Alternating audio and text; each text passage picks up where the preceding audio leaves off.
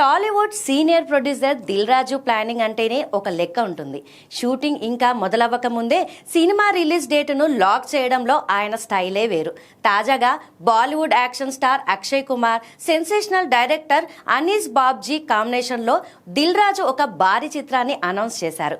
ఈ సినిమాకు సంబంధించిన ఒక ఇంట్రెస్టింగ్ అప్డేట్ ఏంటంటే, సెట్ పైకి వెళ్ళక ముందే ఈ చిత్రాన్ని 2026 డిసెంబర్ 4న విడుదల చేస్తున్నట్లు అధికారికంగా ప్రకటించారు. ఇది చూసిన నెటిజన్లు దట్ ఈస్ దిల్ రాజు అంటూ కామెంట్స్ చేస్తున్నారు. మొదట్లో ఈ సినిమా విక్టరీ వెంకటేష్ నటించిన సంక్రాంతికి వస్తున్నాం చిత్రానికి రీమేక్ అని ప్రచారం జరిగింది. కానీ ఇది ఒక ఫ్రెష్ స్టోరీ అని టీం క్లారిటీ ఇచ్చింది. ఈ భారీ క్రేజీ ప్రాజెక్ట్లో విద్యా బాలన్, రాశి ఖన్నా కీలక పాత్రలో నటిస్తున్నారు.